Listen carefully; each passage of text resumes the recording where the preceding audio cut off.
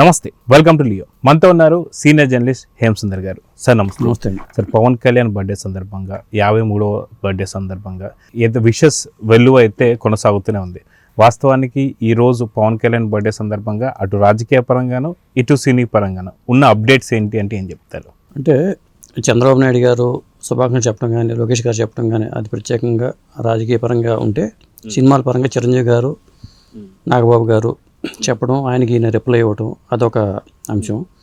అల్లు అర్జున్ గారు ప్రత్యేకంగా ఆయనకి విషయం చెప్పడం అనేది ఒక అట్రాక్షన్గా మారిందని చెప్పాలి.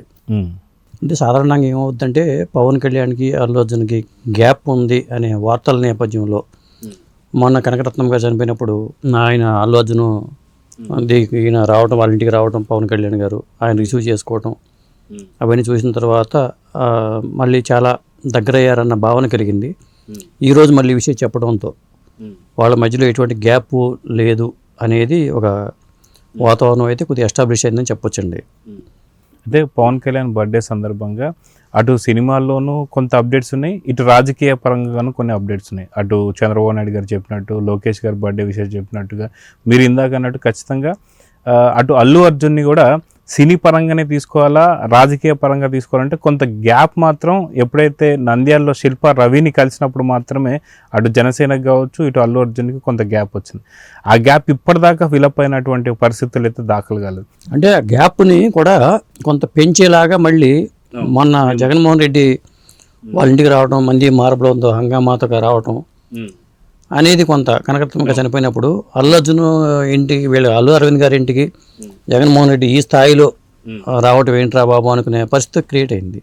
అంటే ఇది అక్కడికి వెళ్ళి లింకప్ అయినట్టుగా అనిపించింది. సరే, మన పవన్ కళ్యాణ్ గారి బర్త్డే సందర్భంగా ఇది అప్రస్తుతం, కానీ జనరల్గా అయితే ఆ విషయం చెప్పారు కాబట్టి వాటిని అక్కడ సమసిపోయినాయి అని అనుకోవచ్చు, ఆ గొడవలు సమసిపోయినాయి అని అనుకోవచ్చు. ఏదేమైనా మాత్రం కొంత నీళ్ళు నీడలు అయితే ఉన్నాయి, కానీ అవి ఎట్లా వెళ్తే తెలియదు. కానీ మొత్తానికైతే ఒక ఆరోగ్యకరమైన పరిస్థితులు అయితే వీళ్ళ మధ్యలో ఉన్నట్టుగా మనం భావించాలండి. అయితే రాజకీయ పరంగా చూసుకుంటే సేనతో సేనాని అనేది ఏదైతే ప్రోగ్రాం జరిగిందో 3 రోజులు, ఈ 3 రోజుల తర్వాత మాత్రం చాలా విస్తృతంగా జనసేన చేసే కార్యక్రమాలు చాలా పెద్ద ఎత్తున జరుగుతున్నాయి. కానీ ఎందుకో ప్రతి సంవత్సరం ఉన్నంత ఉత్సాహం మాత్రం ఇప్పుడు కనిపించలేదా?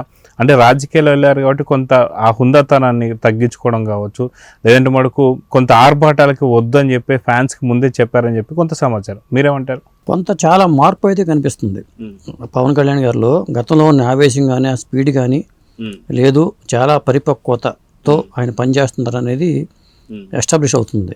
గతంతో మనం కంపేర్ చేసుకుని ఎన్నికల ముందుకిను ఎన్నికల తర్వాతకి చాలా మార్పు అయితే కనిపిస్తుంది. ఇంకొకటి ఏంటంటే ఆయన కార్యక్రమాలు చేయడం, మళ్ళీ రేపు 6వ తారీఖు నుంచి ఉస్తాద్ భగత్ సింగ్ షూటింగ్లో పాల్గొంటున్నారు. దాంతో ఆ షెడ్యూల్తో సినిమా కంప్లీట్ అయిపోతుంది అనేది వాళ్ళు ఇచ్చిన అప్డేట్, హరీష్ శంకర్ గారు ఇచ్చిన అప్డేట్. ఈరోజు మరి ఆ సినిమా సంబంధించిన అప్డేట్ ఇంతవరకు 4:45కి వస్తున్నారు, కానీ కొద్దిగా లేట్ అవుతుంది, ఏంటో అర్థం కాలేదు. ఇక ఓజీకి సంబంధించిన అప్డేట్ అయితే వచ్చింది. అది కూడా హ్యాపీ బర్త్డే అంటూ ఒక డైలాగ్ ద్వారా చెప్పించారు. విలన్ పాత్రధారికి దీనికి ఓమి అంటూ విలన్ పాత్రధారిని పరిచయం చేస్తూ ఓజీ అప్డేట్ అయితే ఇచ్చారు. కానీ ఆ ట్రైలర్ ఎప్పుడు రిలీజ్ అవుతుంది అనేది అది చెప్పాల, ఎందుకంటే సినిమా 25 అని దగ్గర పడిపోయింది. ఆ రిలీజ్ డేట్ కనీసం ఈ అప్డేట్లో ట్రైలర్ ఎప్పుడు అనేది కొంత ఇస్తే బాగుండేదని అనిపించిందండి. సో అది కాక మనం చూసుకుంటే ఓజీకి సంబంధించిన గ్లిమ్స్ అన్నట్టుగా మనం చూసాం. దాంట్లో కూడా ఇప్పటిదాకా విలన్ ఖచ్చితంగా ఇమ్రాన్ హష్మీ విలన్ అనిగా తెలుసు తప్ప చాలా కాలం నుంచి కూడా మనం హిందీ సినిమాలో కూడా కొంచెం దూరం అయ్యారనుకోవాలి. కానీ చాలా కాలం తర్వాత ఇమ్రాన్ హష్మీ తెలుగు సినిమాలో ఒక విలన్ పాత్రగా ఎలా కనిపించారంటే ఏం చెప్తారు? ఖచ్చితంగా అంటే ఓజీకి ఆయన గట్టి పోటీ ఇచ్చే విలన్గా ఓమి ఉంటాడనేది ఎస్టాబ్లిష్ చేశారు ఈ గ్లిమ్స్ ద్వారా. ఈయనకి ఓజీని పెట్టారు, ఆయనకి ఓమిని పెట్టి ఆయన చెప్తున్నట్టుగా. కాబట్టి ఆ పాత్ర కూడా చాలా పవర్ఫుల్గా ఉంటుంది. ఎందుకంటే ఇమ్రాన్ హష్మీ కొన్ని థ్రిల్లర్ సినిమాలు కూడా చేశారు. విలన్గా ఆయన 100% న్యాయం చేయగల కెపాసిటీ ఉన్న నటుడుగా మనం ఇమ్రాన్ హష్మీని చెప్పాలి.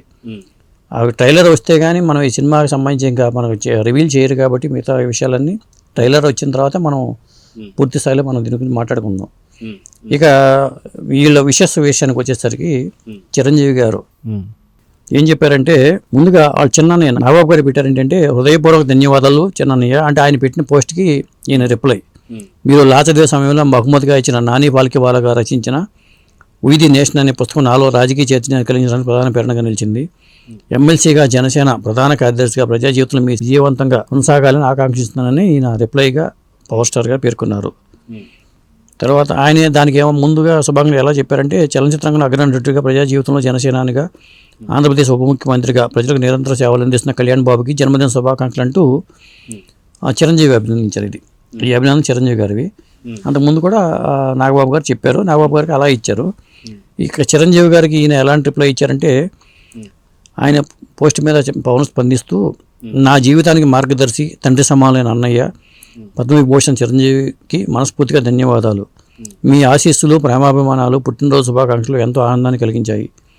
సమాజానికి ఏదైనా చేయాలని మీరు నేర్పిన సేవా గుణమే ఈరోజు జనసేన పార్టీ ద్వారా ప్రజలకు సేవ చేసేందుకు స్ఫూర్తినిచ్చింది. మీరు సంపూర్ణ ఆరోగ్యాలతో ఉండాలని, ఎల్లప్పుడూ నాతో పాటుగా కోట్లాది మందికి మార్గదర్శకుడిగా నిలవాలని కాంక్షిస్తున్నాను, మీ తమ్ముడు అని ఆయన సమాధానం ఇచ్చారు. ఇక వీటితో పాటు ఇక చాలామంది పవర్ స్టార్ కాబట్టి సినిమా ప్రముఖులు, రాజకీయ ప్రముఖులు ఆయనకి శుభాకాంక్షలు తెలిపారండి. సో ఓవరాల్గా చూసుకుంటే పవన్ కళ్యాణ్ గారి బర్త్డే సందర్భంగా అటు సినీ పరంగాను రాజకీయ పరంగాను ఇలాంటి వ్యక్తులు ఇంకెవరు ఉన్నారంటే ఏం చెప్తారు? ఇక్కడ మనం చూసుకుంటే మనకి తెలుగు రాష్ట్రాల పరంగా చూసుకుంటే పవర్ స్టార్ అటు రాజకీయంగా సినిమాగా ఉంటారు కాబట్టి ప్రముఖులందరూ చెప్తున్నారు.